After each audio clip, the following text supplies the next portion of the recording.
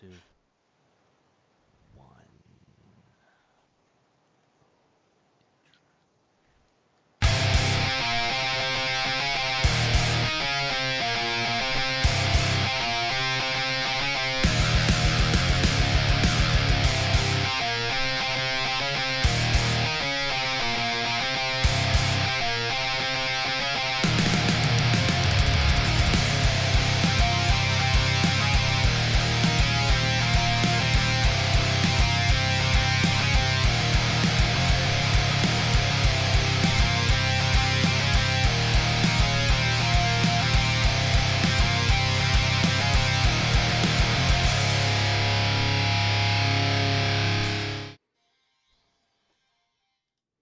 Hello, everybody. Welcome back to the Who Cares Anyway podcast. We are live.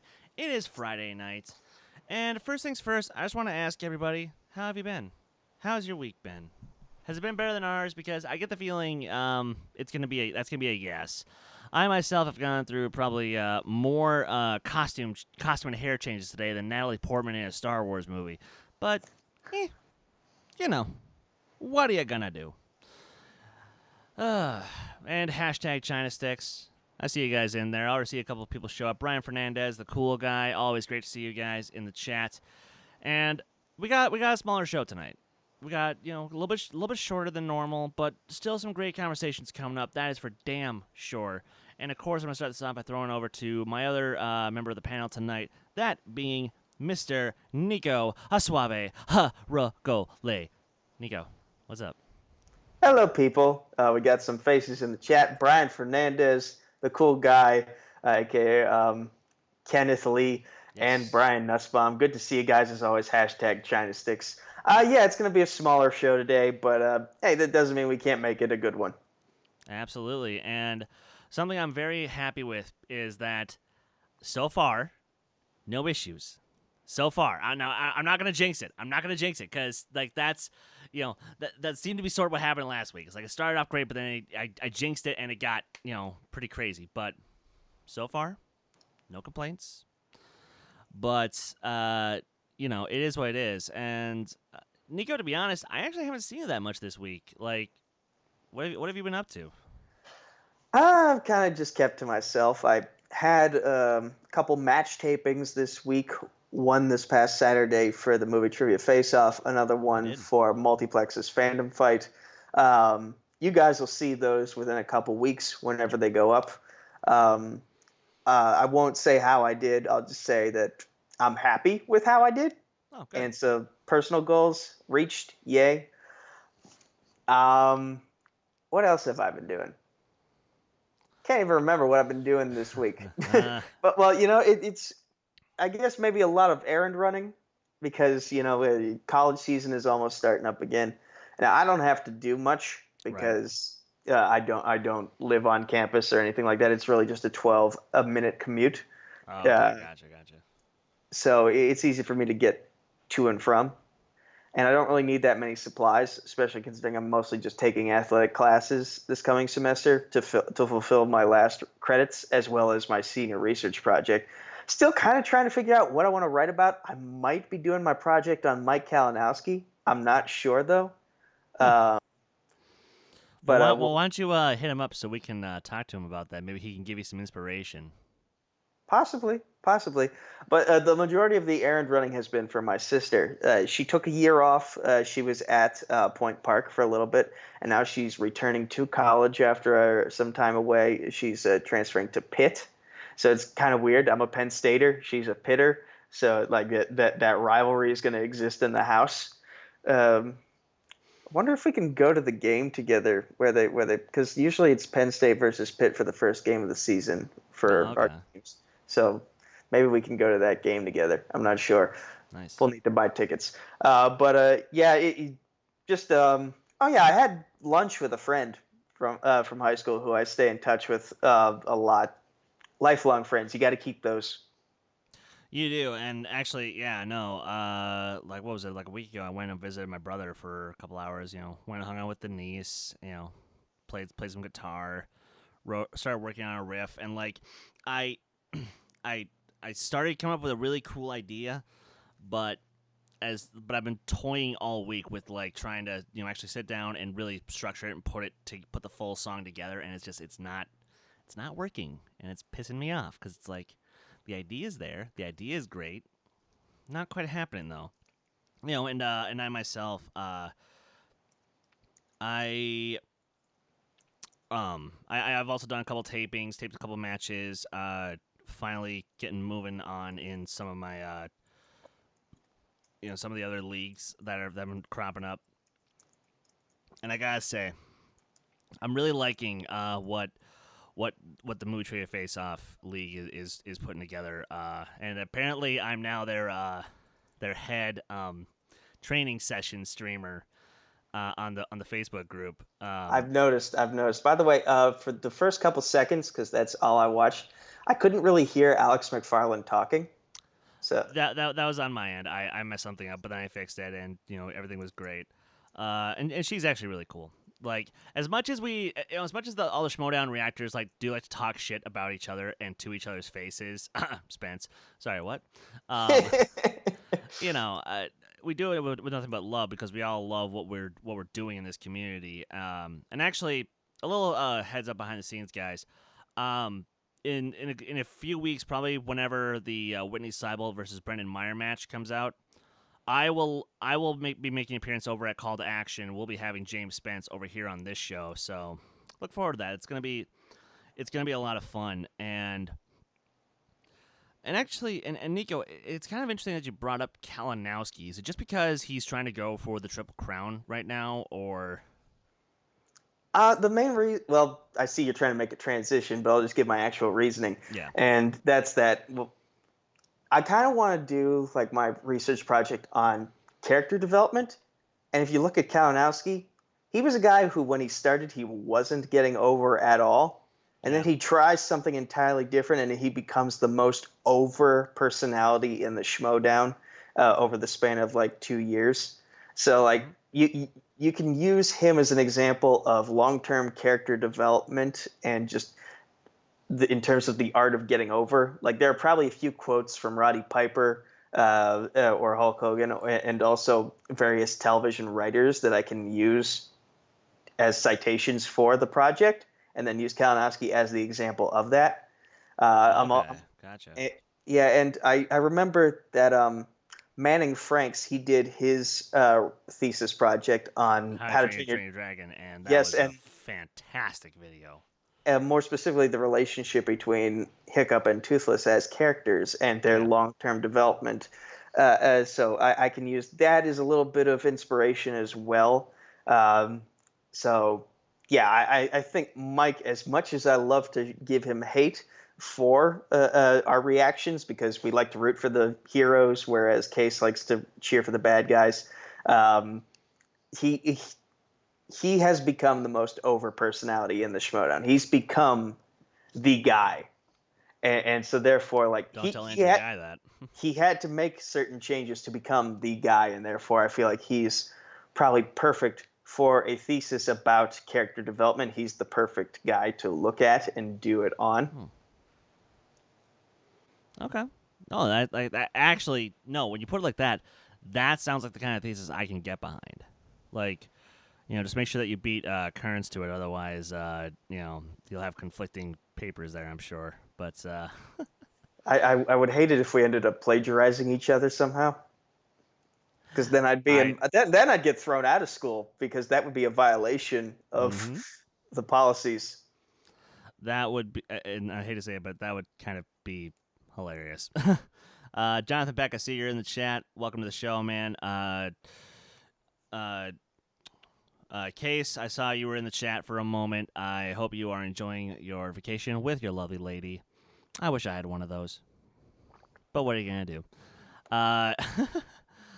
Moving on to, because I was trying to transition to talk more about Mike and his further pursuit of being #Mikey3belts, which, again, I don't think it's going to happen, but anything's possible because, Nico, we got some sad news this week. Yes, we did. We did. I'm going to cut this section out of the show once we're done, and I'm going to send this to our good buddy Eric, Nerd Chronic, for a little tribute he's putting together for the unfortunate retirement of, honest to God, one of the best Schmodown teams in history, with one of the great, with one of the true innovators in the Schmodown League, and then also who is still, in my opinion, the actually greatest player of all time. That's, of course, the Shire Wolves, Rachel Cushing and Clark Wolf. Sorry, apparently that's my ship name for them or something. I don't know. Have fun with that edit, Nerd Chronic. Yeah, have fun with that one.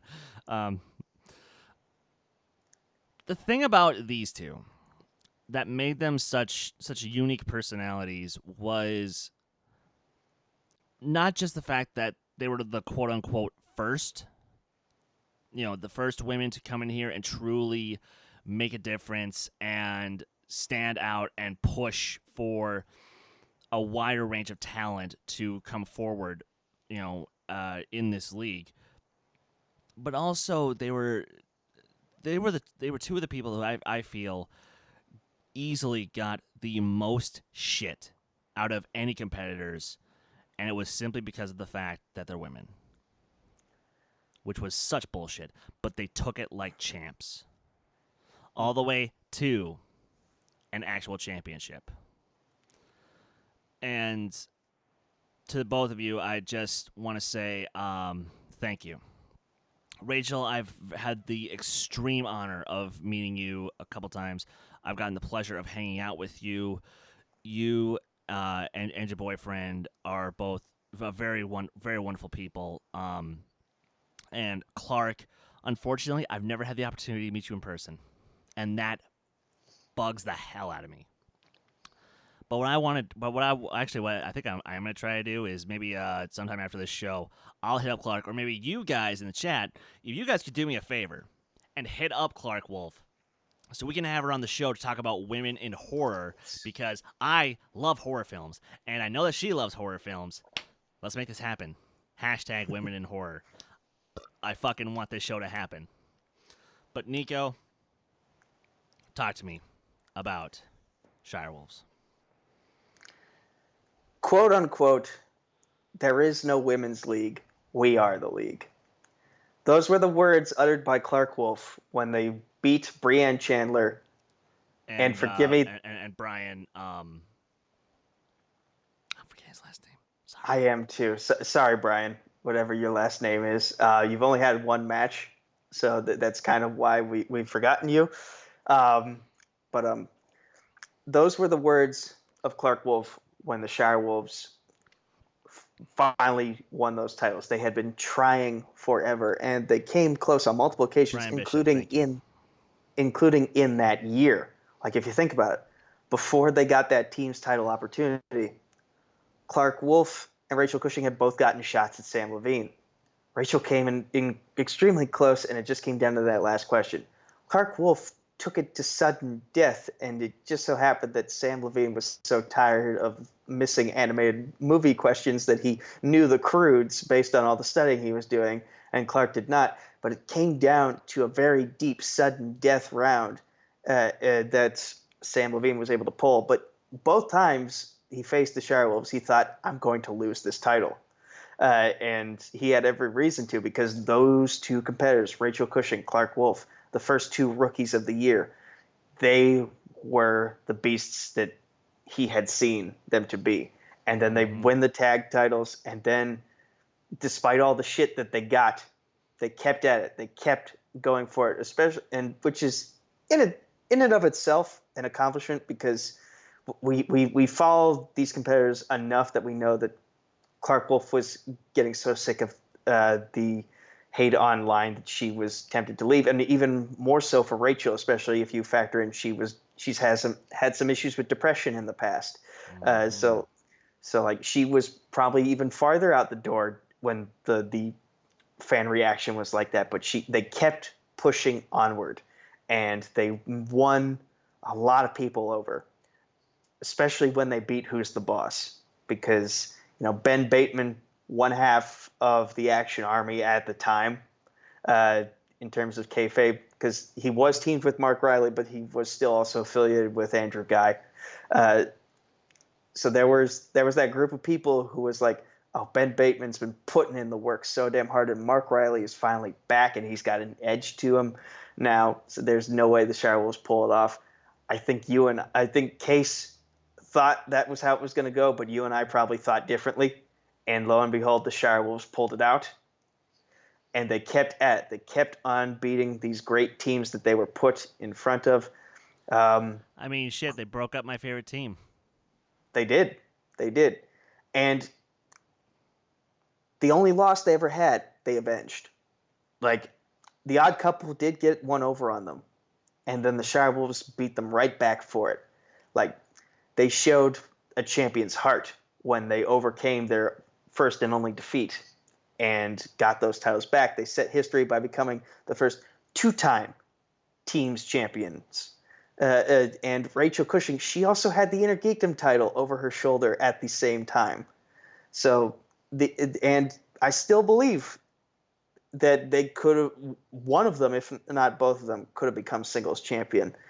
So, like, there's an argument to be made that had certain events played out differently, Rachel could already have accomplished the Triple Crown. Yeah. And, they're stepping away because they've accomplished what they wanted to accomplish. They became the team's champions. They defeated who they needed to defeat. Rachel became the Inner Geekdom champion. She defeated who she wanted to defeat. So right now it's just a matter of, like, they want to set new goals for themselves outside of the Schmodown. And that's perfectly fine. People gave Sam Levine shit for it too, and it was perfectly fine for him. How you feel about whether or not he should have defended it one last time or not, listen, it's a sport. Not every champion is willing to keep on going as long as they have the belt. Yeah. I applaud the Shirewolves for wanting to defend the title one more time before they hang it up for good. And they've given us that option. They've given us that closure. But I'll say this, the best moment I can think of regarding the Shirewolves, it's one that nobody has seen on screen. It's one that you had to be in the building to have seen for yourself. And that's when John Mariano's daughters walked up to Rachel Cushing in New York with a sign, and they got to meet her for the first time. And their eyes just lit up with joy as they got to meet their hero. They got to meet Rachel Cushing. And that's basically what the Shirewolves are. They are heroes to fans of the Schmodown. Look at the Facebook page. Look at the Facebook group and look at all the posts of appreciation for them. When you think about it, 2 years ago, a lot of those same people were probably posting why are they the thing messages, and now they're the most beloved team around, and it's going to feel weird without them there, especially considering they were a strong female presence, and now they're kind of opening the doors for people like Janine and Rachel Silvestrini and Emily Rose Jacobson and even Mark Hanopik again to pick back up the mantle, and future women competitors as well. But it's still going to feel weird without them there. Yeah. I mean, and granted, I'm sure we'll still see Clark at the desk, and I'm sure we'll see Rachel here and there at events and whatnot. But yeah, it's gonna be weird. It's gonna be really weird not having them there anymore, like as active competitors. And I'm sure at some point Rachel will be like, you know what, I want one more go at that belt. Why not? But until then, look, ladies, I can't say it enough. Thank you both so very much from everybody here at Dedicated to Art. And if I've said it once, I'll say it again. Rachel is the goddamn GOAT. Change my mind. She is. And unless Kalinowski can prove so otherwise by the end of the month, it will forever remain that Rachel is the GOAT. She accomplished so much in 3 divisions, possibly could have made a run in that Star Wars division as well. Until Kalinowski can get a second belt and then maybe a third belt over his shoulder, we have to over his shoulder. We have to consider Rachel the GOAT for now, in my opinion. At least until I finally make my debut. But until then, I know. Sorry. Like the only reason I say that is just because, yeah, when it comes to the face-off division, I have confirmed with DJ Snacks there will be 4 divisions at one point, and yes, they will be singles, teams, Geektacular, and Star Wars. And guess how many belts I'm gonna go for? All of them. Singles, geek, teams, and Star Wars. And do you want to know something? I can almost guarantee myself 2 of them right now. The other 2 I have to work for, but I have been putting in the work, and all of you will have seen that work. I can promise you that. So that said, let's, actually, you know what, Nico? I'm glad we did this instead of talking about the fucking Epstein thing. Because, look, there's nothing. I took notes for the Epstein thing. Fine. I took notes for the Okay. Epstein. So everyone, I would like you to grab all of your tinfoil hats. Grab whatever you need to for your conspiracy theory gear. Because all I'm going to say is, look, it's pretty obvious he was killed. You know, somebody ordered him dead. He's dead. Good job. All right, Nico. Talk. Okay. So first, I just want to list a couple things here. So, in the autopsy, the hyoid bone was broken. Now, this is a bone that's more likely to be broken in cases of strangulation than by hanging, because strangulation requires more force, but it can be broken in a hanging scenario. Secondly, you have to raise the questions of, did they check the hallway tapes? Like, what was going on in the hallway by his cell at the time of his passing? Also, why did they take Epstein off of suicide watch after 6 days? Like, you shouldn't do that because, he's in a room now, again, with a bed sheet and a bunk bed of all things. So, they found him hanging from his bunk bed with that bed sheet. So the fact he shouldn't have had access to either of those things, to that height or to that device to hang himself with. The main thing that makes me think, okay, it could be considered a suicide is the chief medical officer. This chief medical officer is someone who historically has been unwilling to bow to political pressure. The NYPD actually tried to talk her out of saying that Eric Garner was choked to death, and instead she ruled it a homicide as a result of brain being forcibly deprived of blood and oxygen. So this is a chief medical officer with credibility and with integrity. But again, how much evidence did she have access to? Like, did she have access to any hallway tapes, or were those kept hidden? And again, we have to think, why was he taken off suicide watch? So for now, it's ruled a suicide, but there is a lot of reasons to question it. And the chief medical officer is not one of those reasons. But so I was he killed, or was he just allowed to die? That's sort of my line of thinking. And ladies and gentlemen, this is why, personally, I say don't watch The Young Turks. I'm kidding.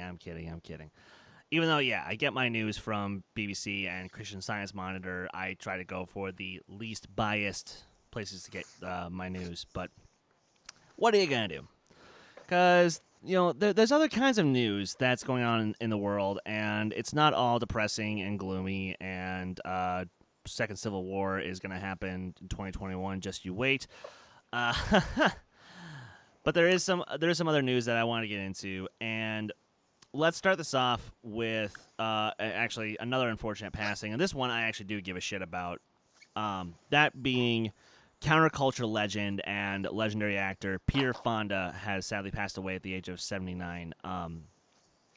You guys would know him as the younger brother of actress Jane Fonda, who has had a very, very lengthy career, but lately has been doing Frankie and Grace with Lily Tomlin. But Peter is best known for writing the screenplay and starring in Easy Rider, along with Dennis Hopper and Jack Nicholson. Wow, talk, Chris. I can do this. But he also got an Academy Award nomination for Ulysses Gold back in '97. And yes, guys, I'm gonna be the person who says this. I know him as Grandpa Burnett Stone in Thomas and the Magic Railroad that came out in 2000. Oh yes, I dragged my parents to see that when I was 5 years old. He was I'm in that terrible movie? child. Yeah, he's the grandpa. Wow. He was. Why don't I grandpa. remember this? Why don't I remember this? Because you made sure to block this from your memory, and good job. Here, just watch the Nostalgia Critic review of it. If you're gonna refresh yourself, just watch the Nostalgia Critic review. That's all you gotta do. And yes, Brian Nussbaum, you are awesome. Sparkle, sparkle, sparkle. Fuck yeah. But Peter, thank you so much for everything that you've done for cinema, for actors, to just try to make the world of acting a much more better place. You will be missed by a lot of people. Sorry, Nico. Sorry to cut you off, but Nico, did you have any other final thoughts? I was just gonna say that I was a big Thomas the Tank Engine kid growing up, so like the fact that I don't remember the grandpa in this particular movie, it's like, yeah, I have apparently blocked that movie out of my brain. All right, fine then. Here, you want? I'll give you a fun little bit of trivia. What other Academy Award-winning actor played Mr. Conductor in that movie? Alec frickin' Baldwin. Back when he was still skinny. Well done. Ouch. All right. So let's start diving into some more movie news. Let's hop into, okay. The big piece that's been blowing up the last 24 hours of news cycle. I want this to be true more than anyone. I really do. I want Ewan McGregor back as Obi-Wan. I want my Obi-Wan TV series of Obi-Wan in the desert. I want this so damn badly. But if the words don't come out of Kathleen Kennedy's mouth herself, I have to take it as a rumor. So all these sites who are saying, oh, well, confirmed, Ewan McGregor is back as Obi-Wan. Nope. Stop it. Get some help. But Nico, before I more so freak out about why I want this, tell me about why you want this damn show already. First off, I agree with you. Like, I'm skeptical to believe it until it actually comes from Kathleen Kennedy or Bob Iger, because Bob Iger is usually more prone to give these announcements off the cuff and unplanned than Kathleen like Kennedy. Solo's name. Yeah. There's a lot that we haven't really gotten to know about regarding what happened in between episode 3 and episode 4 in regards to ObiWan Kenobi. The only thing we know is that he watched over Luke for a little bit, and he finally killed Darth Maul again. But other than that, what kind of adventures did he have? There might be some stuff in the comics of recent memory that's fill in some of those gaps, but not a lot. As far as the comics go, I would say we've gotten a week, maybe 2 weeks of his life between Rebels and the comics. Other than that, nothing. Yeah, and for the early portion of it, it was just him kind of like severing his connection from the with the Force because he didn't want to get found out and therefore lead the Empire straight to Luke and then ruin. Because from a certain point of view, specifically his point of view, he believed Luke was the chosen one. And therefore, the chosen one had to be protected until the time was finally right for him to bring balance to the galaxy once again. So, other than that, what was he doing on Tatooine? Did he ever leave Tatooine to go on some sort of different adventure? Could there be something regarding the... Did he have a drunken one-night stand? I mean, like, let's just dive in this for just 2 seconds here. Are you going to tell me... Here, I'll put yourself in his shoes for a moment, Nico. You had to pretty much kill your apprentice, who was at that point your brother, your best friend. You raised him since he was a boy. You had to fight him to the death, and you just watched his children being born, and now you just took his son to his family. What's the first thing you're gonna go do? Probably drink your sorrows away and find a nice lady to help take the rest of the sorrows away. Mm-hmm. Yeah. And granted, guys, I'm not saying that Rey's a Kenobi, and that's how they're gonna do it. No, just like. But the reason I asked you to paint that picture for me is that's the side of the story that I am dying to see. I want to see Obi-Wan suffer. I want to see him like just break down and really show that he's a man who has lost all of his faith. But I also want to see something that restores it. And I think we're going to get that with the show. Now that I think about it, he did lose his faith, but also I'm assuming while he was on Tatooine, he had a lot of forced Skype calls with the living and great beyond, with Yoda and with Qui-Gon. So, now we got this dynamic of a guy who is being rapidly aged by the desert climate of Tatooine, and he's also talking to people who aren't there, thereby probably further cementing that he is a crazy old man in the eyes and minds of various people on Tatooine, like Owen Lars, who kept trying to make Luke think, this is a bad guy. This is like Herbert from Family Guy. You stay away from him. And lo and behold, that's not how the story went, as we know. But see what you did there. Yeah, there's a lot that we still don't know about what was he doing on Tatooine. And Brian Nussbaum brings up a great point in the chat. If it's true, they'll likely announce it at D23 next week. And if it is, and Ewan will probably come out and hopefully give us the wonderful hello there. Exactly. Like, we got Palpatine's laugh at Star Wars Celebration, so perfect opportunity to give us Obi-Wan's signature hello there at D23. Bring it all the way back around. Absolutely. And the other thing that the other reason that I super want this show, there actually is a question that's been on my mind since 1996 when I discovered the original trilogy for the first time. Okay. It popped into my head, but back then, but it didn't officially become a question for me until 2005. And that question was, how did Obi-Wan know Vader was alive? How? When did he find that out? What did he do about it? Did he try to do anything about it? He had to have done something about it because, as Harloff has said time and time again, when Vader tells Obi-Wan once thought as you do, he's not referring to the Death Star. He's not referring to Mustafar. There had to be another encounter. So what happened? And if there's ever a perfect time to explain that, it's now. Probably. And for those of you who are wondering, did he also forget he owned a droid at one point? I'm pretty sure in A New Hope he's just fucking with R2. And first off, he never owned R2. R2 was Anakin's. I think R2 is just saying what he needed to say to get to the right people. Because C-3PO, he has no memory, so he's just like...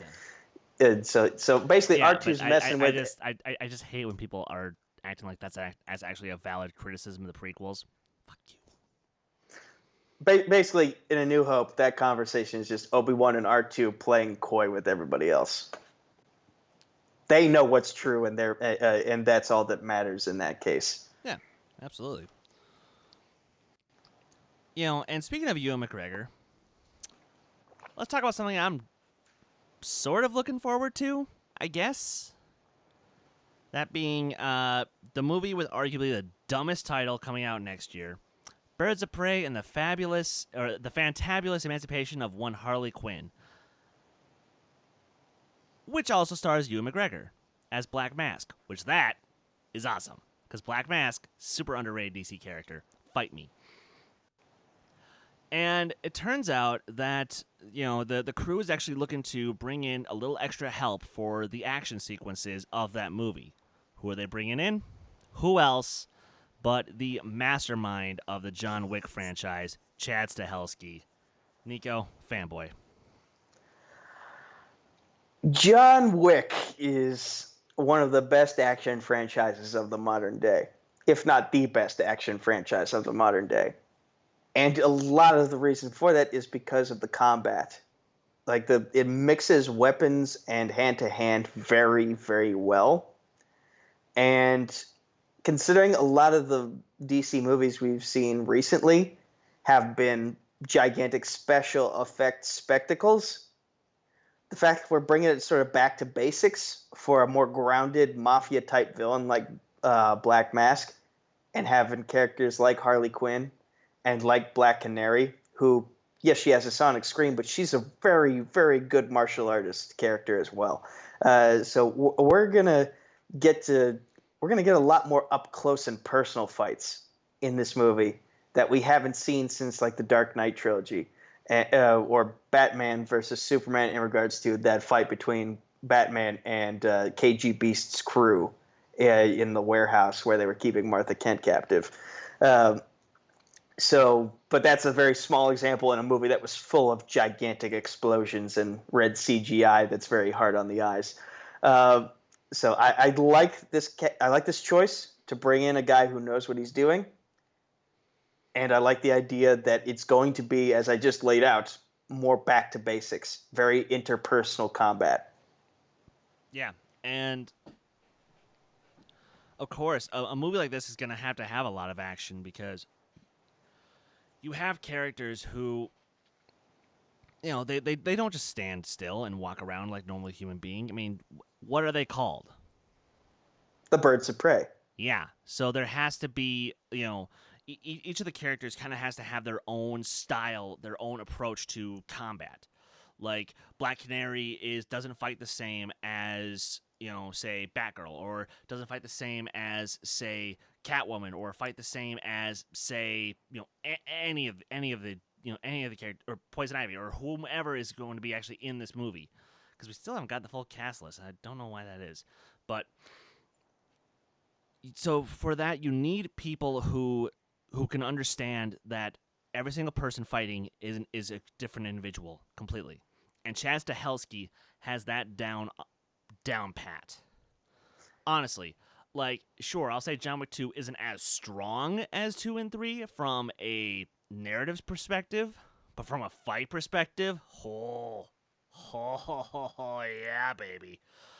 Yeah, this movie's actually, I can't even say this movie is in good hands. Like, I'm actually excited for it. Like, and I think part of the reason I'm excited for this movie is because Shazam was incredible. It was. But even with Shazam, there is some hand-to-hand stuff, but it's a lot of special effects as well, because of the fact that, like, you got lightning hands, you're going to use those lightning hands. But, Black Canary, I haven't played Injustice 2 in a while, but she was one of my favorite characters to use in that game because of how good she was at combat. Like, she had great counters, incredibly fast, high volume intensity strikes. And then Harley, she was also up there. Like, she's got the mallet, she's got the gadgets. They each bring something to the table that the other one doesn't. And that, again, makes for a lot of individualistic styles of combat.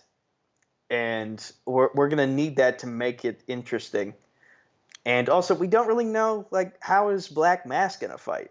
Like, he's got his soldiers, he's got his mob guys with the guns to help keep him safe while he sits in the boardroom executing the next.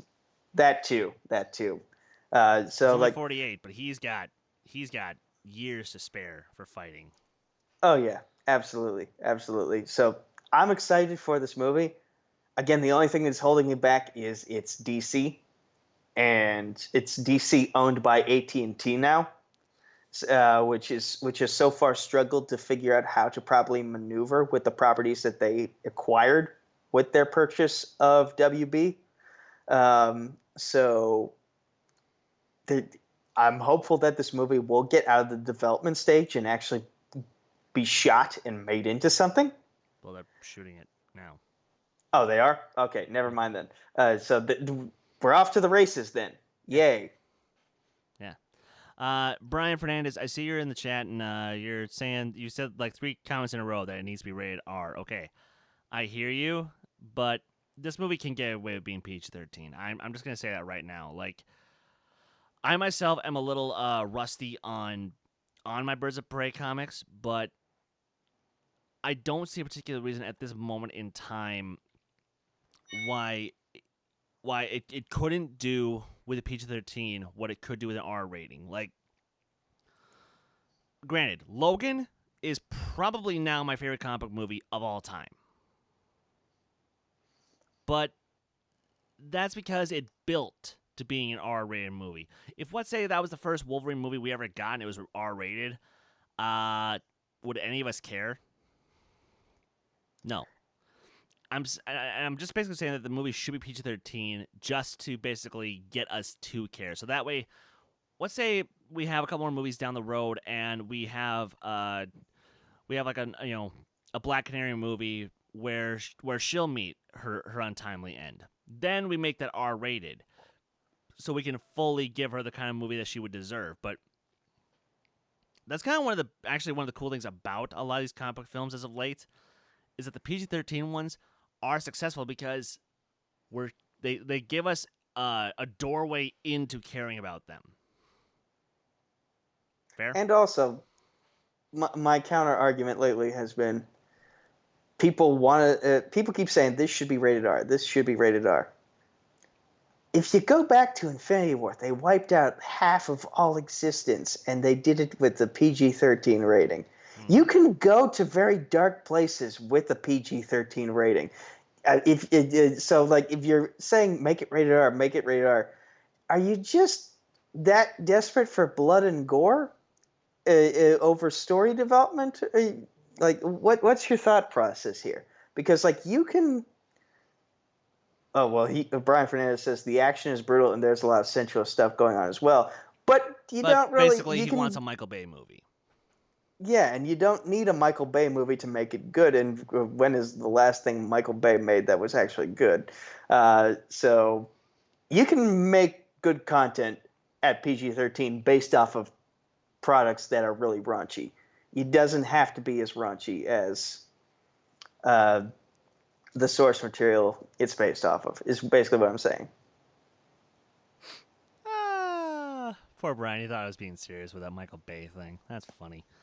All right, moving on to our first little trailer that dropped for the week, and I actually want to get into this for just a quick second here. Nico, you checked out the trailer for Dolomite, right? I did. What'd you think? Very interesting, especially considering this is Eddie Murphy's first film in a long time. And, it's on Netflix. You got a great cast here with Eddie Murphy, with Keegan-Michael Key, with Wesley Snipes, filming in on some of the other actors that I'm forgetting at the moment because I only just saw this 30 minutes ago. No, an hour ago, actually, because we've been on the air for about an hour now. I wasn't aware that this was actually based on a true story until it said based on a true story, this is I guess you could say that this is the first effort into getting more representation for minority demographics in film, and it emphasizes the old George Lucas mentality of if you want it, make it yourself, and that's precisely what the character Eddie Murphy is playing, Rudy Ray Moore, did. He wanted to see himself portrayed on screen. He wanted to see people like him portrayed on screen. He wanted to be a character that wasn't your typical trope. And he thereby created this alter ego of Dolomite and made the first batch of blaxploitation films. And so this is we're getting sort of a unique window into history that changed cinema culture forever. And that's why I'm actually really fascinated by this movie because, kind of like Quentin Tarantino before me, I love blaxploitation films. I really do. They are such a unique window into what the 70s was from a perspective that I will never understand. Because, I'm a white kid from a suburban white town. What the fuck do I know about African American perspective? Like, sure, I've worked at an all black church for 5 years now, and I am so happy to have been there for as long as I have. But like that said, this is a movie I'm more and more I get more and more excited about the more I think about it because yeah, like this is my jam. This is the kind of shit that I actually like movies that are about the making of movies that change cinema. And this is the kind of film I can get behind. Like, for example, if there was a movie about the making of Wizard of Oz, that'd be like my favorite movie ever. Just saying.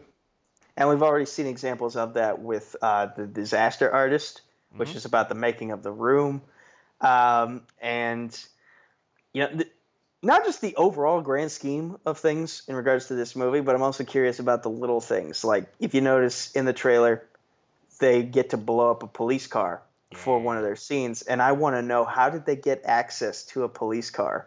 Like, did they file for a permit to do something like that, or did they just paint a car up to look like a police car? And we'll find that out. Because again, like this was in the 1970s, so the relationship between the black community and police still a little bit strained at that time because we were just coming off the segregation era, and so like to go from there to now, oh, here's a police car that you can blow up for a movie that you're making for yourself. I want to know that little tiny story in this bigger story that's being told here. Yeah. So, I know that when it comes out, I will have some fun. I'll get some popcorn. And Craig Brewer, I haven't been impressed with everything you put out so far, but I am looking forward to this movie, and I am looking forward to Coming to America 2. Please do right by everyone. As we move on to our next little ditty here. Speaking of African American icons, Kareem Abdul-Jabbar. He's had quite a lengthy career. And he's also had a very interesting personal life where it turns out he was actually good friends with one of the greatest martial artists who ever lived. That being Bruce Lee. Now, Nico, I'm aware that you still haven't seen Once Upon a Time in Hollywood, but I did ask you to read this story, and we'll go over this one a little quickly than we have been for the rest of these stories. But I wanted to get this out there, where I understand what Quentin was going for with his Bruce Lee scene in Once Upon a Time in Hollywood. But I gotta admit, what Kareem Abdul-Jabbar brought to his actual, he actually sat down with the Hollywood Reporter to basically give his thoughts on the way that Bruce was portrayed in the movie, and it's kind of harrowing. Nico, why don't you talk about it for a moment? Yeah. So basically, in this report here, Kareem Abdul-Jabbar lays out that what made Bruce Lee get into the film industry was he wanted to change the perception of how Asians were portrayed in film. Like they at one point in time, Asian men were just kind of portrayed in film as sexless background characters that just said yes boy or yes ma'am or yes sir or whatever. And Bruce Lee got tired of that, and he wanted to see more empowered people who looked like him get into film. And that inspired other people, like Kareem Abdul-Jabbar as well, who was also sort of a civil rights figure in his own right. Like these are both two civil rights pioneers in their own unique ways. And the way Kareem saw it, Tarantino's portrayal of Bruce Lee in Once Upon a Time in Hollywood kind of goes back to those tropes that Bruce Lee was trying to break. And that's why he's not really fond of what Tarantino tried to do. And again, he emphasizes that it's Tarantino's movie and he therefore has the right to do as he pleases with the characters he has. But again, it kind of takes Bruce Lee's legend back a notch. Like To he basically had, just yeah, say that, oh, but he was, beaten by the white man the entire time. It's like, really? Really? Sorry. but and this is, I think, the second report I've seen now from someone. I mean, the first one was either from Bruce Lee's daughter or his sister. I can't remember for certain. Daughter. Daughter, yes. Uh, and it's just like, this is not what Bruce Lee stood for. And again, we talked about Tarantino a lot last week. We talked about his films and how he likes to emphasize stereotypes and bring them up to 11 as sort of like a tribute, but also as a parody of them to show how ridiculous they can be.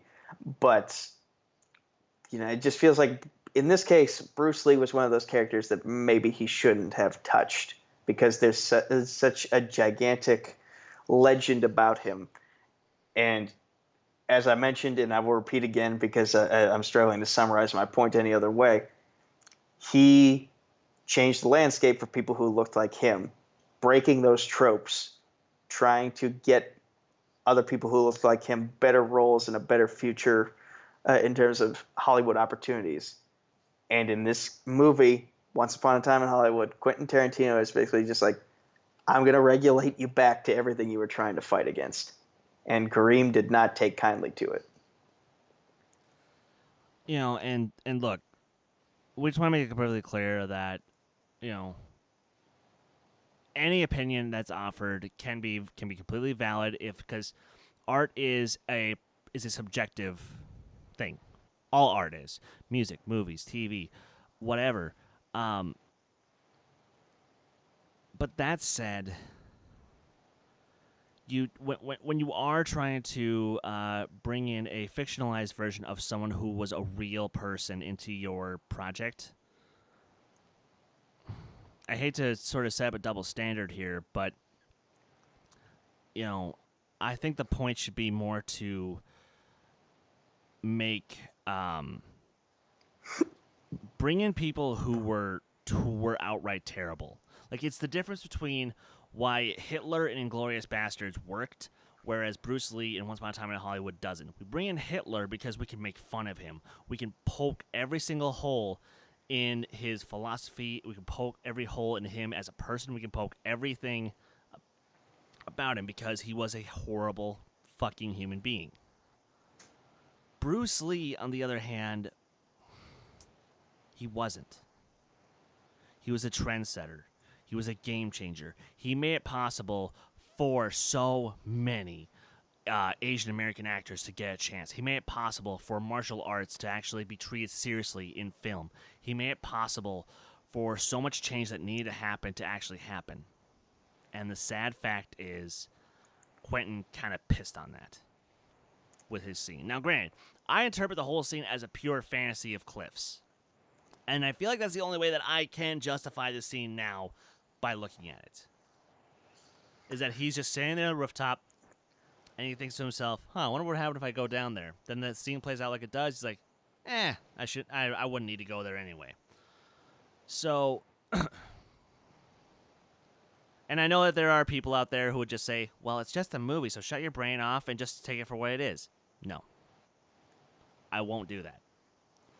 Because I stand by with what I say, where I say, make fun of the horrible people, but pay honest and true tribute to the people who were good people. That felt good. Now that I'm off the high horse for a moment. We're gonna hit a couple more news things real quick, and then we'll hit the break. Okay, guys, I want you to do me a favor. Shoot me in the goddamn head.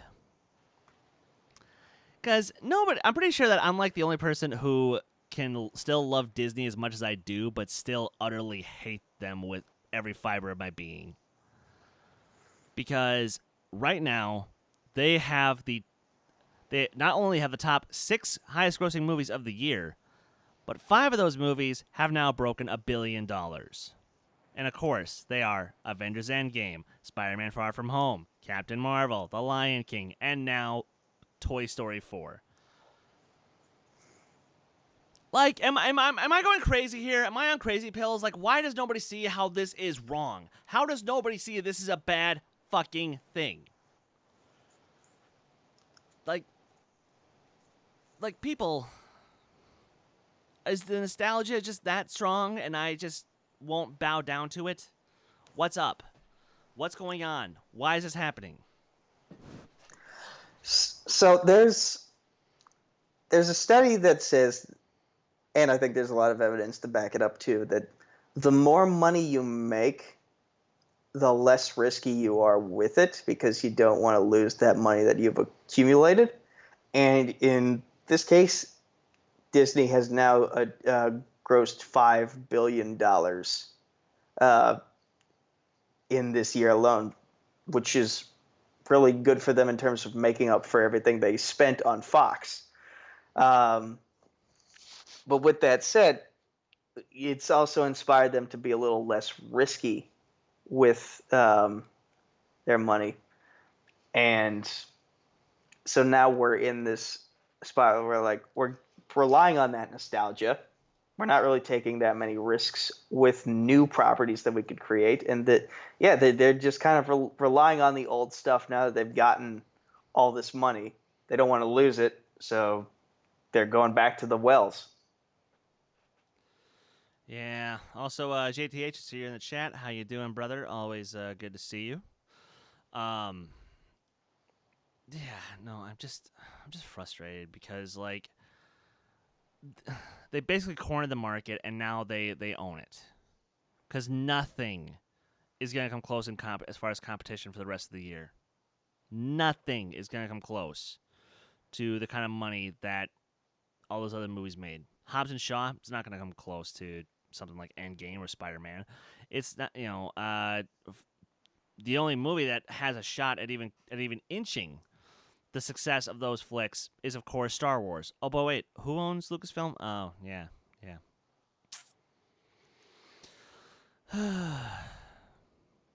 But what are you gonna do? As we hit our last news break before last news piece before we hit the break. Christmas movies. Most of them suck. They're saccharine. They're sentimental. They're cheesy. They're corny. And I'm going to walk into this one and I'm probably going to fall in love with it. Because Emilia Clarke and Henry Golding are set to star in the upcoming movie Last Christmas. Of course, named after the song by Wham and George Michael. Where Emilia Clarke, apparently she's no longer the mother of dragons. She is a shop girl who works in a shop. She's lazy. She's afraid for her life because she was in an accident the year beforehand, and she's afraid to do anything. But along comes Mr. Henry Golding, our knight in shining armor, who is the perfect man. He's just perfect. And he sweeps her off her feet as he makes her want to question all of her life decisions and makes her want to become a better person. All to the tune of Last Christmas by George Michael. And I'm going to love this movie. I hate my life so much right now. Nico? So I have an issue with this trailer in that I feel like it showed me maybe a little too much. Yep. And also the trailer was kind of very confusing as to what the plot was until it wasn't, when it just basically laid out everything at once. So it's like, here's no exposition, and then the second half of the trailer was all exposition, and so like it kind of made it hard for me to get invested.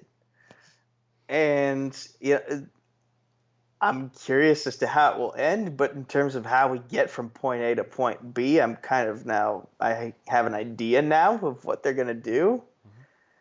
Will I see this movie? I don't know. And, you look at other Christmas movies that have come out recently. The one in my head right now is A Bad Mom's Christmas. I had no idea where they were going to go with that one. I had a tiny idea because I had seen the first Bad Moms. But again, it's a Christmas theme for the sequel, so I'm like, how are they going to switch it up? And, I got some stuff that I didn't expect. And that's why I enjoy A Bad Mom's Christmas. That's why I enjoy all of A Bad Mom's. But this, I don't know. I don't know. Because, again, you mentioned, like, the guy is perfect. Where are his flaws? And then you've got the female lead. She's all flaws. And so it's like, then she's going to figure out her flaws, but is there really any growth for the dude? I don't know. Yeah. And like I said, I'm going to love this movie. I can already tell. I literally was tweeting Roka the other day, and we were both on the same page, just like, yep, this thing's going to suck, and we're going to love it. But that said, guys, we are going to take a quick 5-minute break, and as soon as we get back, we're going to talk some TV, which is kind of unusual, but you know what? Fuck it. There actually are some great shows coming out this fall or that are continuing this fall, and I want to talk about it. So until we get back, don't go anywhere.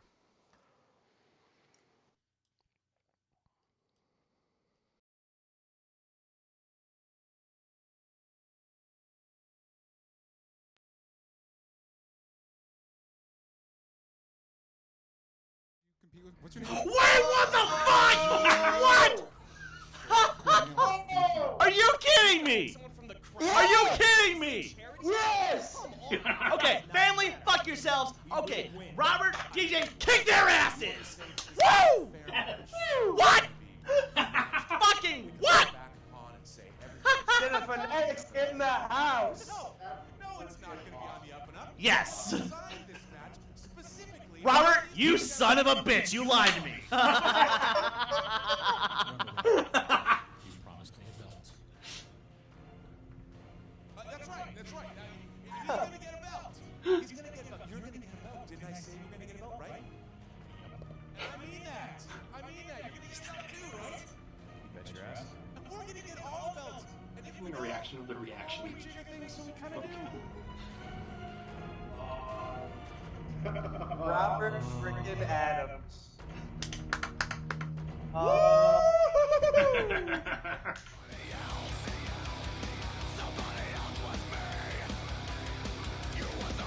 I would love to see Nico react to this. I don't know if we'd get the reaction we'd want, though. Oh, He'd we just be like, would. And so would the comment section. Oh. Those vocals, man.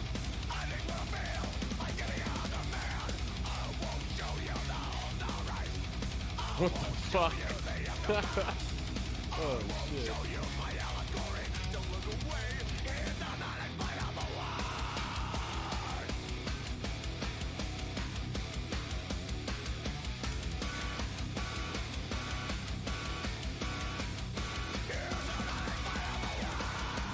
It's not metal without decapitation.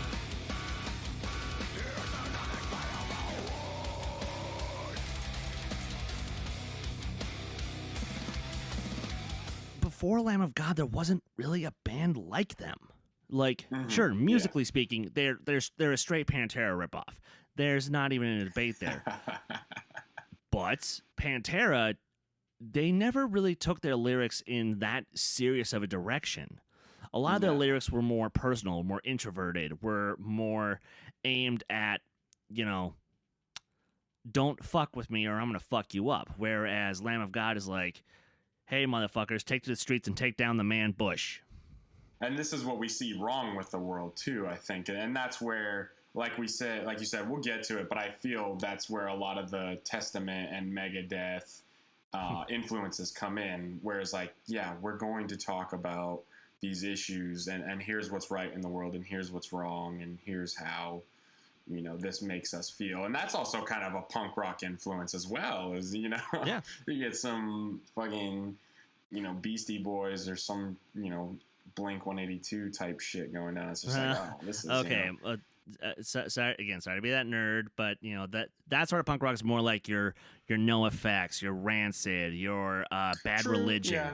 you know, or like Rage Against the Machine, or yeah.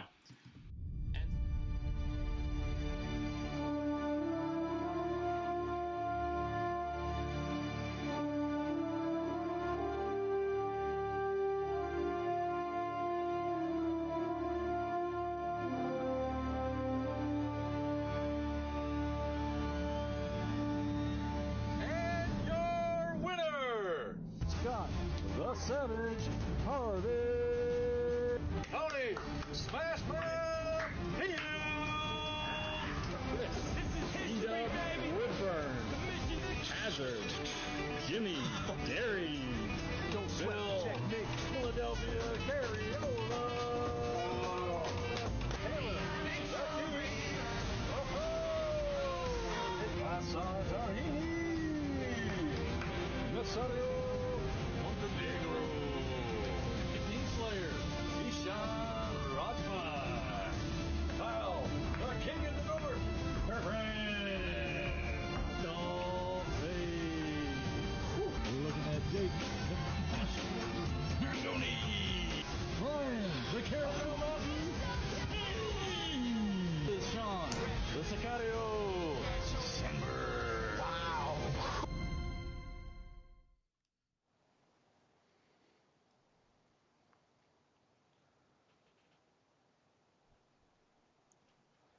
boy, Nico, you just can't catch a break, can you? Nah. Of course, we have to give a little bit of crap to one of our dear fans, Brian Fernandez, who's giving Nico a little bit of hassle because, yes, tomorrow when Ryan and I drop our review for Slipknot's latest album, We Are Not Your Kind.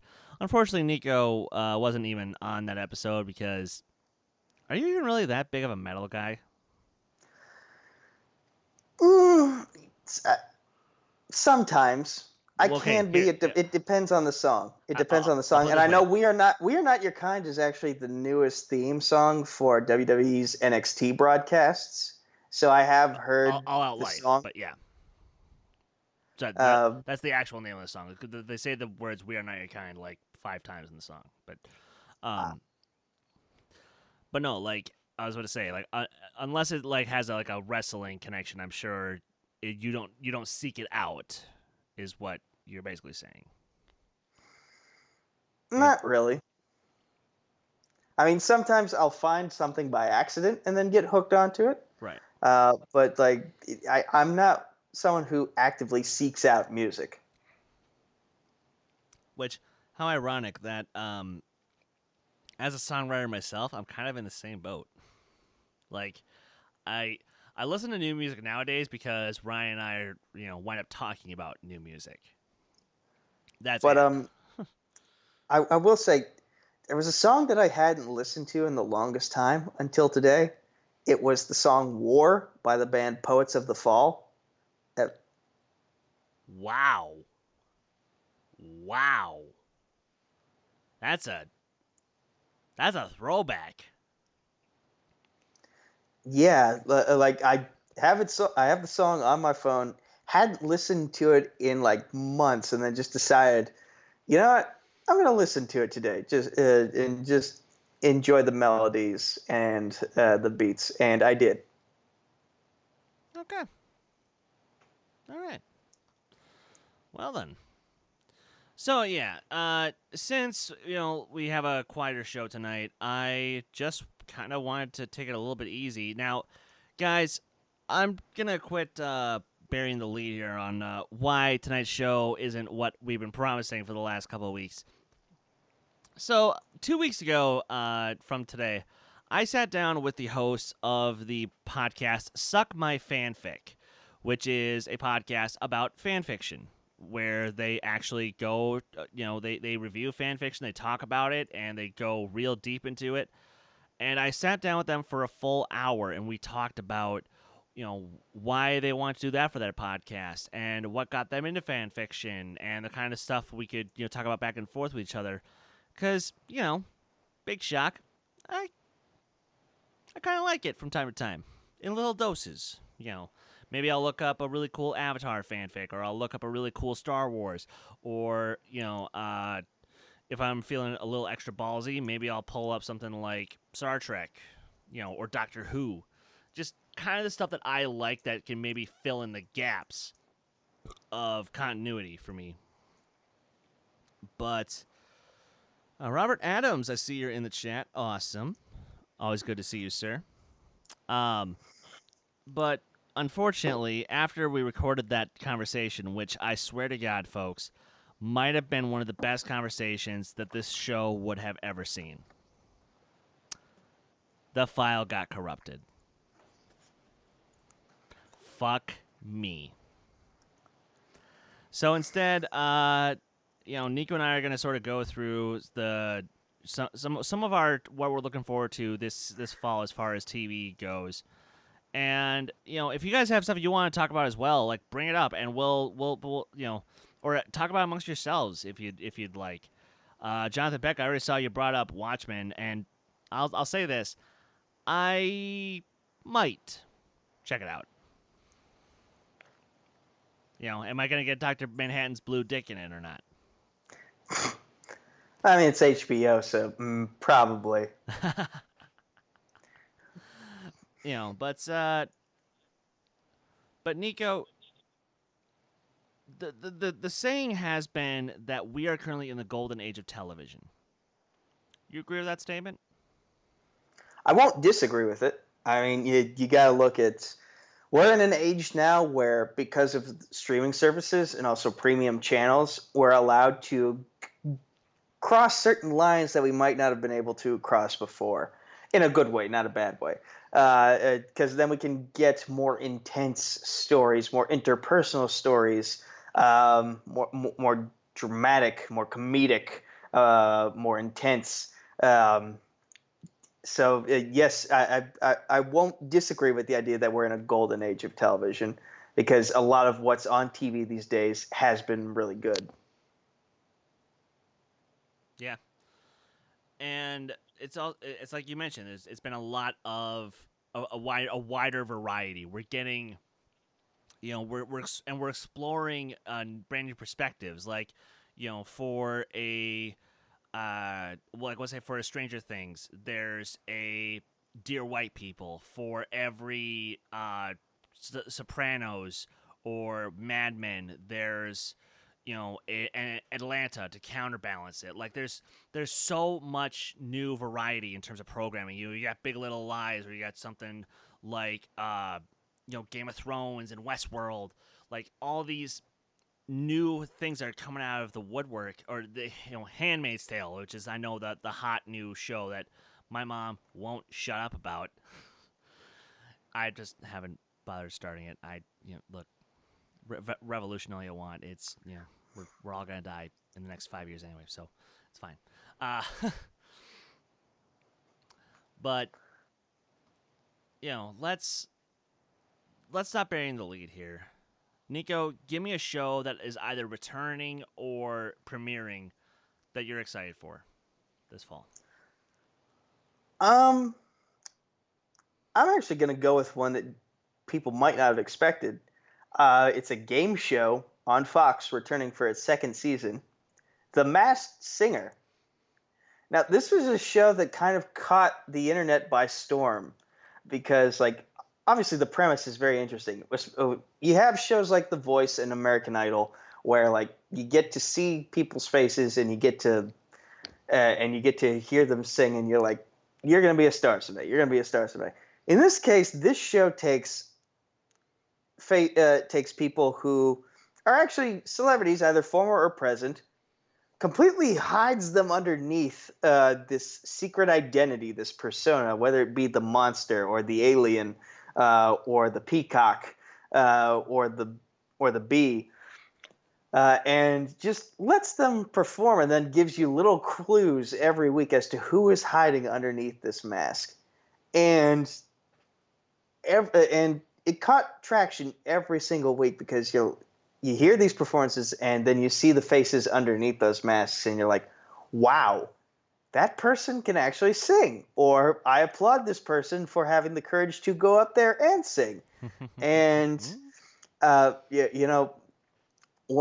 me, one of the big stories of last season was who was the peacock? Who was the peacock? And they kept giving out these little clues, and they kept getting closer and closer to figuring it out. And I think they did figure out that it was eventually Donny Osmond, who had not really been on stage in a long time. From his very first performance. Please tell me at some point he performed I'll Make a Man Out of You. He did not. And that would have been way too much of a giveaway anyway. His first performance actually was This Is the Greatest Show from The Greatest Showman, which I think is a movie you're not a fan of. Although I do love that song. So he kind of took the crowd by storm immediately with that first performance, and then he just kept upping the ante and showing us new things every single week. And I'm curious to see who they're going to bring in for this next one, for this next season. What masks are they going to hide under? What songs are we going to hear them perform?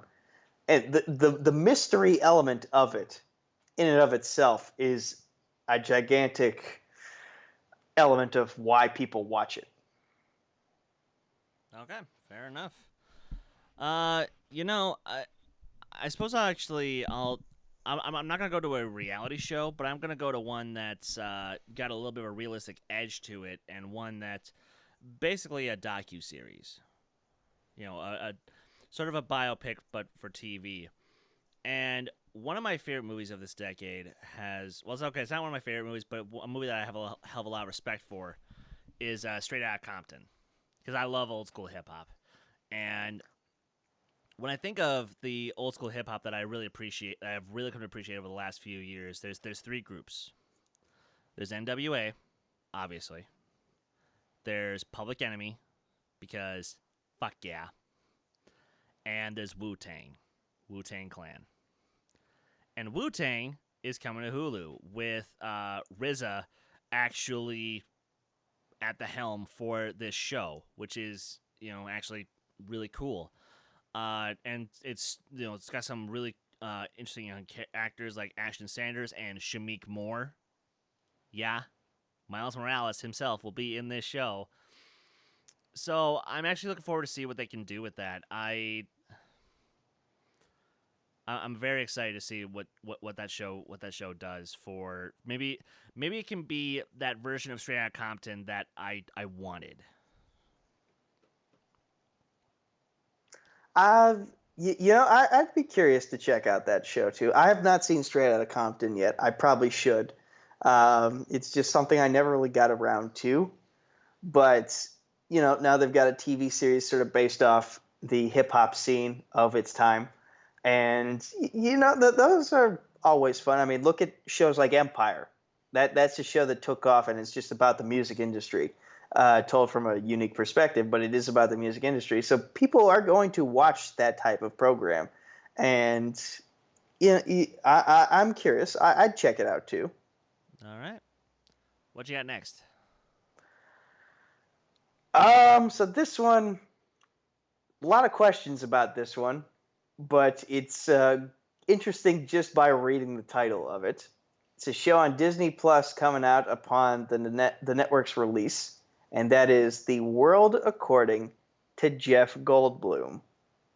This show is set to debut on November 12th, as is the other shows that Disney Plus will be releasing for its launch. And it's basically a docuseries in which Jeff Goldblum discusses fascinating science and facets about the world we live in.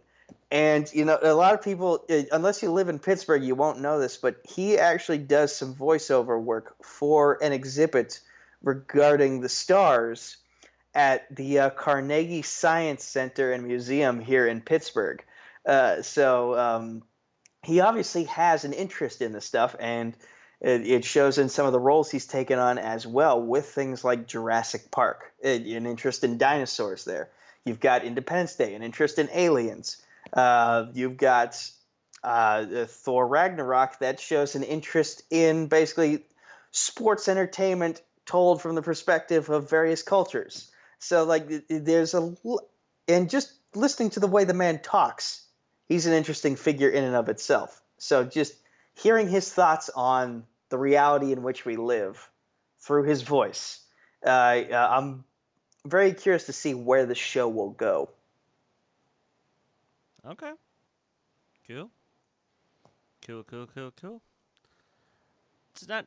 I mean, I'll probably check it out once Disney Plus comes out, and I'll get my thoughts about it then. But that's not the show that I'm most excited for on Disney Plus.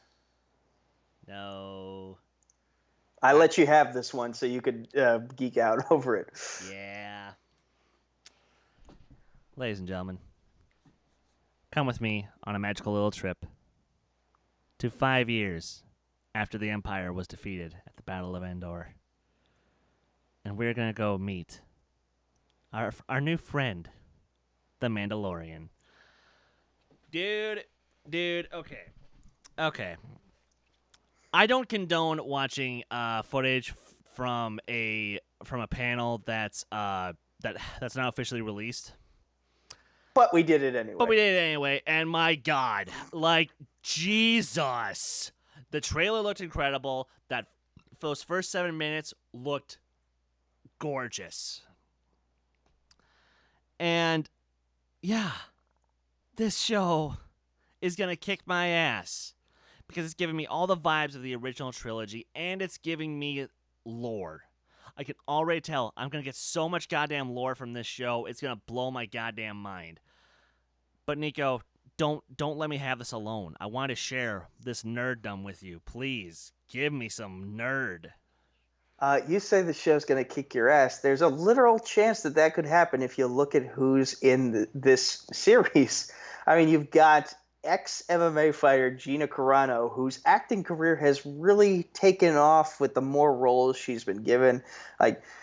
She started off with Fast 6, and then she slowly grew more and more comfortable into every role she was given. See Angel Dust in Deadpool, and now here she is. She's I guess you could say the character she's playing is sort of like an extension of herself, a bit of a loner, or an ex-rebel officer, pilot. Yes. I can't remember. Who's trying to find her place in the galaxy now that the war is over. And then you've got Carl Weathers, Apollo Creed himself. My God, man! Other than Arrested Development, I can't remember anything else he's been in as of recently. And, it shows that this show is kind of open to, one of the initiatives Disney has had since purchasing Lucasfilm was to make Star Wars a more inclusive galaxy. Because, again, this is no fault of George Lucas in that he was actively trying to be this way. It's just, I think he got so wrapped up in the lore he was trying to teach. Yeah, he got so wrapped up in the lore he was trying to introduce that he didn't realize, all of my cast is white. My bad. But here now, we're showing a very diverse cast in terms of The Mandalorian, in that not just gender and race, but also age. Like Carl Weathers, he's an old cat. And the fact that he's getting something to do and getting a chance to look powerful as an older character, that's something special. And then, of course, we got the star of the show, who we don't even know if he's ever going to take his mask off. But even in that regard, that just shows how powerful of a character it's going to be, that we don't have to see the face to be enthralled in this character's origin. Pedro Pascal playing the character of the Mandalorian. What is the actual name of this Mandalorian warrior? And no, it's not Boba Fett. So stop it. And quite frankly, the Fets, apparently they're not even actual Mandalorians. They just have my armor. God, they are. Sorry. Different discussion for a different day. But yeah, we're going to... Also, if you look at the design of the Mandalorian, it's straight out of Ralph McQuarrie's old designs as to what Boba Fett was supposed to look like. Like, he has the weapon, and he's on the dewback, as it showed in that original art. Go on Wikipedia and you'll see that art, and it looks like it's straight out of that picture. And a lot of questions, but when we get those answers, we're definitely going to be satisfied. And you can all rest assured that we will definitely be talking about the show every single week right here on Dedicated Art, because we're Star Wars shills. Straight up. We take it all in. We soak it all up. We like most of it. And sure, when we have issues, we'll state our case, like we do with Bebo, and then we'll move on. I'll get to that other show in a little bit. Actually, I want to go to you guys in the chat for just a second. Talk about, give some thoughts. What you guys are excited for. Jonathan Peck, you brought up His Dark Materials, the essentially TV reboot of The Golden Compass, which, yeah, I hope that show works. I want it to work. I think it can work. I need to see how it looks first. Like, I need a full episode to soak it in. Dark Crystal: Age of Resistance. I love the original movie, but I am a little nervous for this prequel. But at the same time, it is still practical. The cast looks great, and I hope to God it's awesome. Wait. Speaking of, wow, there's a hot take. Nico, you have seen Arrested Development, right? I've seen seasons 1 and 2, but I don't think I saw all of season 2. So I've realized the potential for how funny it is. I think maybe the incest stuff just kind of got me a little too uncomfortable to the point that I wanted to stop watching. Fair enough. But I'm open to checking it out again. Okay, News Bomb, you're not fucking with me right now, are you? You're not fucking with me. If Crank Anchors is honestly back, I will have to watch that, and I will have to get caught up on the seasons that I missed. What the fuck is Crank Anchors? Okay, basically, Crank Anchors was puppets doing gross, obscene, foul prank calls on each other, and it was great. It was the definition of dumb humor, but it was great. If we can get off topic for 1 second. So about a decade ago, Fox had a show about amateur filmmakers trying to get a contract with a big company. I think it was DreamWorks they were trying to get signed to. Oh, I know what you're talking about. Oh, what was the name? And I believe it was in their first live episode. They had one of the guys made a short film about this alien UFO that got pulled over by these 2 police officers. The aliens were drunk as hell. There was beer cans coming out of their saucer, and then they ended up projectile vomiting onto these cops and then getting beamed back up to their saucer and flying away, laughing hysterically as they flew away. And someone directed me to where I could watch it, and I'm so upset I didn't bookmark the link because it's still, to this day, one of the funniest things I have ever seen in my entire life. Just the idea of aliens vomiting on a cop is hilarious. I was to say, you mean it's funnier than watching an empty Trump rally? Oh, wait, sorry, I said that out loud? Oof. All right, okay. By the way, there's a chance you might actually see those aliens from that movie if you storm Area 51. Oh, God, yes. All right, what's your next show? Okay, so this next show, I'm going to bring in a little caveat here. we're going to be doing a future discussion of the Arrowverse stuff leading up to the Crisis on Infinite Earths crossover that's taking place later this year. So I'm going to keep my discussions of this next show very brief. The CW bringing in its next Arrowverse show, Batwoman, starring Ruby Rose. I like Ruby Rose as an actress. I know that might be an unpopular opinion. Some people might think she's wooden or that she doesn't really like try to change herself for the purpose of the role she's given. But I like her personality, and I feel like, we haven't really seen Batwoman portrayed on screen before, with the exception of an animated movie, Batman Bad Blood. So this will be the first live-action portrayal of the character of Kate Kane, and, well, she was kind of introduced in the most recent Arrowverse crossover that happened earlier this year, but still, no, not earlier this year. I think it was at the end of last year. But still, since her introduction as that character, I've been excited for what she could bring to the table with this character, because the CW, they haven't used Batman, and that was mostly because of an embargo regarding the DCEU when Arrow first came to be. That's why Arrow was the show that opened up the Arrowverse, and not Batman. And since then, I like that they've sort of made a habit of not using the character of Bruce Wayne, because it's given them this opportunity to experiment with other characters and grow the lore, which is something that the movies have really not done. That's pissed me off so much. It's like, you have a giant library of characters to use and to do what Marvel did with Guardians of the Galaxy. Make the Z-list characters the A-list characters. And that's essentially what the CW has done with the Arrowverse. And now they're doing the same thing here with Batwoman, Kate Kane, played by Ruby Rose.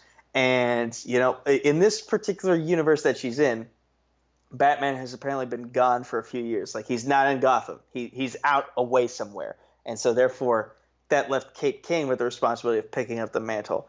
And I'm not sure if this is confirmed or not, but I believe her but her main guy helping her is Luke Fox, which is Lucius Fox's son, who later takes on the mantle of Batwing. And so, like, to see that dynamic of like these two characters who have really been on the back burner in terms of the live action stuff and in terms of the cartoon stuff for the longest time, they're now getting the spotlight. I'm excited to see what they will do and how they will differentiate themselves from the Batman stuff that has come before. Awesome. So, and actually, you know what? Since he brought that up, I am going to quickly mention that that episode of the Who Cares Anime podcast where they're going to do that Arrowverse discussion, I'm going to be involved with that literally to record that episode. I actually will not be on that panel because, dirty little secret, guys, I'm not caught up in anything Arrowverse. Sorry. But I'm sure you'll enjoy the conversation with Nico, Eli, Malcolm, and Zad, I'm assuming. So actually, I haven't recruited a panel yet other than Malcolm, but Zad will probably say yes the moment I ask him. I don't know how caught up Eli is, but if not, I'm going to contact someone who's sort of been like a reporter for CW News and see if she'd be interested in maybe joining the call. Go for it. There, more exposure. Good job, Nico. All right. And for my next one, I'm going back to actually I'm gonna give a quick shout out to one that I don't know if Ryan and I are gonna do recap videos for. We might, and we might potentially do recap vids for the upcoming Creepshow series over on Shudder, which is, and a quick little context here. Creepshow 1 and 2 were horror anthology films from the early 80s. Both of them are fantastic films. Guys, if you love horror, go check out Creepshow and Creepshow 2. They're great. And essentially they were more like a more serious Tales from the Crypt, just without our lovable host, whose name escapes me right now. Brian, I know you're in there. Correct me, please. But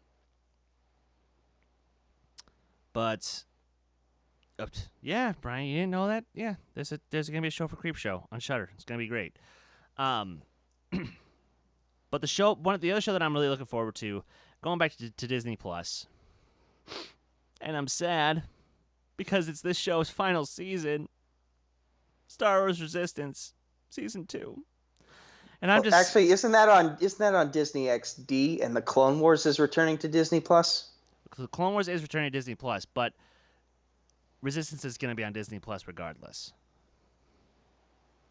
And it's actually on, yeah, because I'm pretty sure that how they're gonna do it. Yeah, but how the Crypt Keeper had a name. Anyway, again, sorry, I'm focusing on talking to you while I'm focusing on the chat. Problems, work on it. So, with Resistance season 1, I got what I honestly do think is my favorite piece of modern day Star Wars, and I'm not even joking when I say that. Because this show has brought me characters that I love. It's brought me a setting I really have enjoyed. It's brought me lore. It's brought something on top of what was already established in the Star Wars universe and has further made this galaxy bigger, which is something that the movies unfortunately haven't done. It's what Rebels did okay at times, but it also shrunk the universe at times. And Resistance has not had that problem. And you know what the best part is? Resistance did all this without relying on your typical Star Wars stuff. Because are there any Jedi in Resistance? No. Is there any use of the Force in Resistance? No. So, and plus, we have the first Asian American lead in Star Wars as our lead actor, and Christopher Sean has been killing it as the voice of Kazuto Xiono. And also, my ship. It helps that he's also a fan of our reactions and reviews to Resistance. It does. But my main thing is, I feel like with every animated show that Star Wars has put out, they've gotten better at it because they've realized as they've gone on, okay, we can do this, we don't really need to do this. And you see that Clone Wars took 2 seasons before it finally found its footing. Then Rebels, it needed 1 season before it found its footing. And then, did I say Clone Wars twice? Rebels found its footing after 1 season. And then Resistance, it found its footing within a few episodes and then was off to the races from there. So they've gotten better at figuring out what works and what doesn't as they've gone on. And that's probably why you feel the way you do about Resistance, is that they figured out they don't need to do certain things and they can just make every episode work in terms of advancing the plot, and the stuff that could be considered filler doesn't feel like filler. It feels important to the overall narrative. Quick disclosure for everyone watching right now and everyone listening on audio: we wanted to do a reaction and we just never got the chance to react to the trailer. So Chris hasn't seen it unless he watched it during the commercial break. I actually watched it before we went live. Oh, because I still haven't seen it. I still haven't seen the trailer, so you're gonna cry. Ooh, okay, interesting. Now I'm excited and scared. Straight Also, up, Nico, you were gonna cry. Also, Brian Nussbaum, thank you for letting me know that the Muppets are getting another series, also on Disney Plus. Yay! Because I was a big fan of their ABC show, and I feel like it got, and you're gonna like this little shameless plug pun here, canceled too soon. I feel like it got canceled too soon. So to see that the Muppets are getting another chance is very exciting for me. But now it's my turn to give another show, and I think we'll do 2 more shows apiece, and then we'll call it a night. Okay. So I'll just give an honorable mention quickly to Glow, and the reason why it's an honorable mention is because the most recent season just came out last week. I'll say season 3. There's not as much wrestling as the first 2 seasons, but it does tackle a lot of the characters, their interpersonal relationships, who they are, and where they want to go in life. So yeah, you're getting a lot of character development in this season. That'll make up for the lack of wrestling if you're a fan. But that's not my next pick here. My next pick is going to be Good Talk with Anthony Jeselnik on Comedy Central. And the reason why this is on my list is because I can't believe Anthony Jeselnik got another show. Like he had a show on Comedy Central a couple years back, and then it disappeared.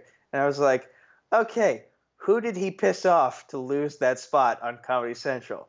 And I never bothered to check to see if he actually did piss anyone off, but apparently he's getting another show. And let's see, this show is coming out on September 6th. And if I can just scroll up on this page and read the plot, here we go. So comedian Anthony Jeselnik is getting his own talk show where he invites on his other comic friends to discuss the craft and their careers. Guests include my least favorite person in comedy, Nick Kroll. I hate his face. Then you've got Camille Nanjiani and Tig Notaro and more. Okay. Fair enough. And I love how when I sent you the list of like where you can catch all the shows that are coming back for this season, I love how there was like one section where in one night all 3 Chicago shows on NBC are all coming back on the same night. So Chicago PD, Chicago Fire, and Chicago Medical, or whatever the hell they call it. That's hilarious. I know, it's like, here's everything happening in this one city, Wednesday on NBC. Doon, doon, doon. Bow, bow, bow. Now, going back to a show that, on the one hand, I have no interest in watching, but on the other hand, I'm kind of curious about.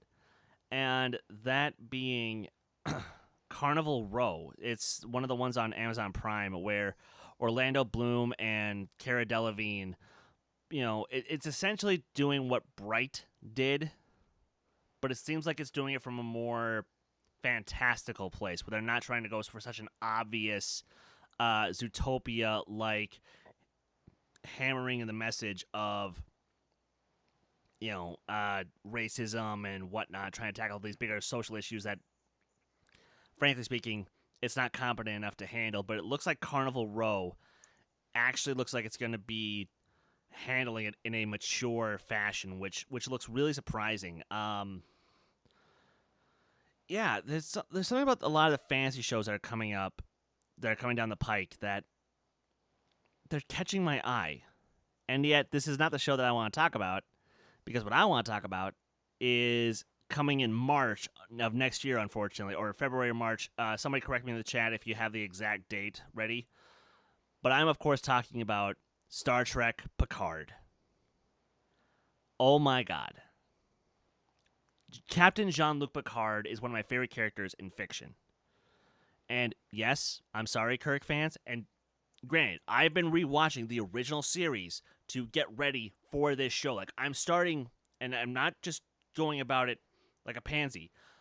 I'm doing what Whitney Seibel and William Bibiani are doing. I am watching every single episode of Star Trek, every single show up to lead up to Star Trek Picard. Why? Because it's my second favorite franchise, and I want to. Bite me. And sorry, Jonathan Peck. I honestly have no interest in The Witcher at the moment. I'll check it out when I get the chance. But until then, Picard is the show that I've been wanting, and I never knew I wanted it. Because after there's the story of the Next Gen crew ends in Nemesis, you think that, honestly, that's a good place to end. But when you stop to think about it, there's still more to tell. And I want to see what the showrunners can tell with the crew of the Enterprise D/Enterprise E. And if you do a weekly recap episode, I would love to be on that particular show, because I did my deep dive into the Star Trek universe because that was one of my holes that I needed to take care of in terms of trivia purposes. And so in a way, I kind of, it's like the more I watched it, the more I sort of became a fan. Still not a big fan of the Borg. Still grosses me out to actually look at them. But, I am one of those guys who thinks that Picard is a better captain than Kirk. And Jessica Morgan will love me for saying that. And, his actions show it. He's a little bit wiser in the decisions he makes than Kirk, because Kirk is always like, he'll act quickly and sometimes to the detriment of everyone around him. Maybe I should ask Picard, you to watch the shows. There's a lot of time to devote to that, and you're talking to a guy who's trying to get his college diploma. So Fair enough. Yeah. Someday I'll get through them all, but not for at least another couple months. All right. Well then, good sir, hit me with your last show. Okay. My last show, and I'm really upset I missed season 1. It's just I couldn't remember what day the show was supposed to premiere and what day of the week it was airing, so I never got around to actually watching it. But season 2 of this particular show is coming up, and so I want to get caught up on it so that I can understand what's happening. The show is called Room 104 on HBO, and basically the premise of the show is basically it's a one-shot show in which every episode is about a different person's perspective of events taking place in this hotel room, Room 104. So essentially the hotel room itself is the star, and you're just getting to witness events happening in this hotel room's life as other people rent it out for a night, and what kind of shenanigans they're getting into. I didn't see season 1, so I don't know like how much of it was sexual adventures, how much of it was like some sort of drug deal gone bad in there, or like, did a family stay in this room and leave something important in it? But just that premise alone, the moment I heard it about a year ago, I was invested in it, and now I get a second chance to figure out what I missed. Okay. Cool. Unfortunately, I've not even heard of this show, but the premise does actually sound pretty awesome. And was there like anything else to it, or was that more just more so it? Basically what I just laid out is kind of how it works. Like it's not like a show with an overarching plot from episode to episode. It's basically like, here's a hotel room, and here are the adventures of the people who rent this hotel room.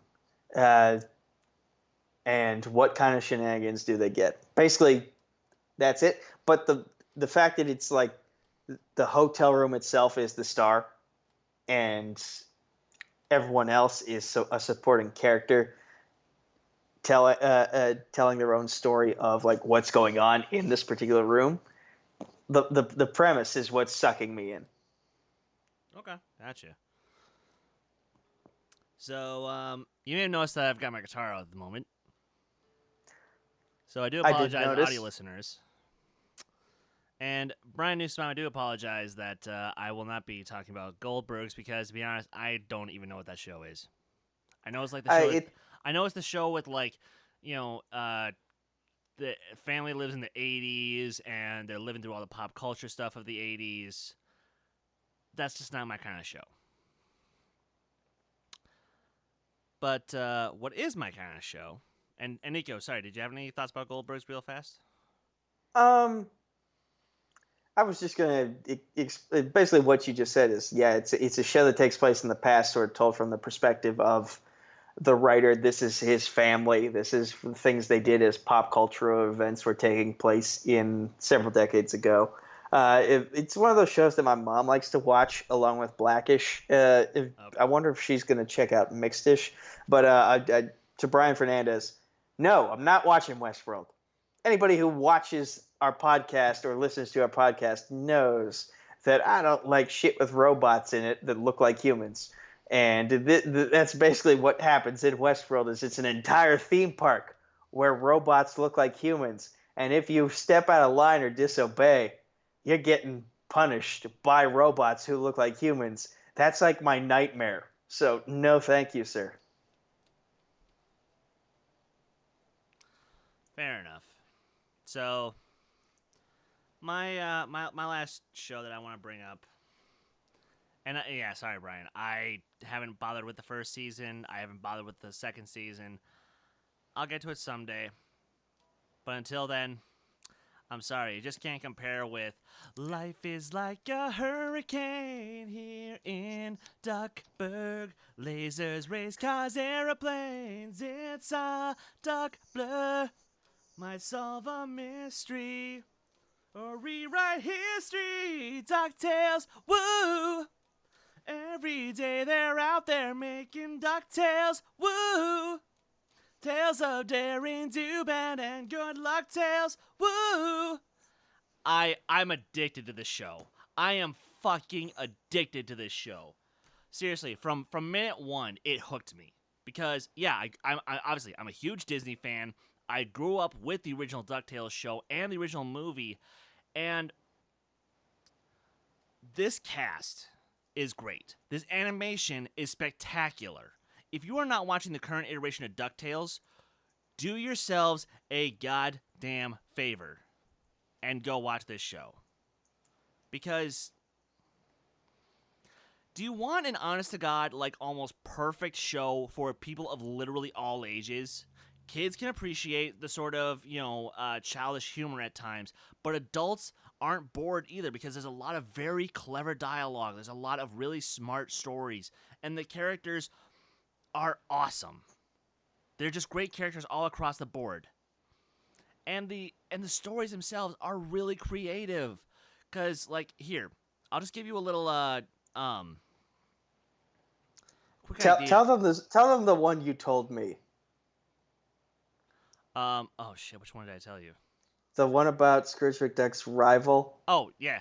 So there's one episode where Scrooge's rival, Flintheart Glomgold. How Scottish can ya get outside of that, McDuck? So he winds up with this device that can literally stop time. So what does he do? He uses it to rob Scrooge blind. And it's great.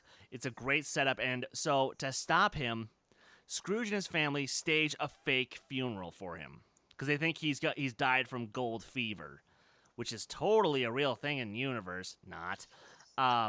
But what happens is the Flintheart shows up to the funeral, and literally, he walks in and he plays, "All I do is win, win, win, no matter what. I got money on my mind and I back it up." Like, he does that. And literally, they use the actual song in the show, and it's great. As Flintheart is just dancing all across the aisles, throwing money, and twerking on top of Scrooge's casket. Yes, honestly, that moment is like life goals for me. I want to find a arch enemy who I genuinely hate that much that I will show up to their funeral and do that to them. Honestly, that scene is just inspirational. But aside from that, this show, it's the same thing with Resistance. There's not a dud in this show. Sure, some of the episodes aren't as strong as the others, but overall, it's such a fucking great product. And you are doing yourselves a disservice if you write it off as, oh, well, it's just a dumb kid's show. Fuck you. Some of the best shows of all time are made for families. Look at my favorite show of all time, Avatar: The Last Airbender. And I'll argue it's arguably one of the best shows ever made. And now, DuckTales is also one of those shows. So, people, give it a watch. It's great. And Brian, as you've been bringing up, the other cool thing about DuckTales is that they're using this show as sort of like how the MCU used Iron Man to set up a larger universe by doing it organically. Because sure, way back when, the Disney afternoon consisted of DuckTales, Darkwing Duck, Goof Troop, the Gummy Bears, and brain work here. Oh my god, this is embarrassing. Tailspin, thank you. And this show has already brought in references from every single one of those shows and naturally integrated them into the story to help tell a larger narrative. That's cool. So, yeah, guys, if you have kids, or if you have nieces or nephews, or if you're still a kid at heart like me, give this show a fucking watch. It's great. And since we're on the subject of Disney, I just want to throw back to a previous episode we did of the Who Cares Anyway podcast. If you haven't checked it out yet, go watch Sydney to the Max. Our good friend Winston Marshall has a role in that show. I think he's almost guaranteed for season 2. But again, we want to make sure that the show does get a season 2 and a season 3 and 4 and whatnot. So find it on demand or find it online and just go watch that particular show and help support our Schmodown friend. Absolutely, and actually, I'm gonna hit him up sometime, see if he wants, or when season 2 comes closer, see if he wants to come back on the show, or when he's got his next Schmodown match. Because, goddamn, I love that chat we had with him.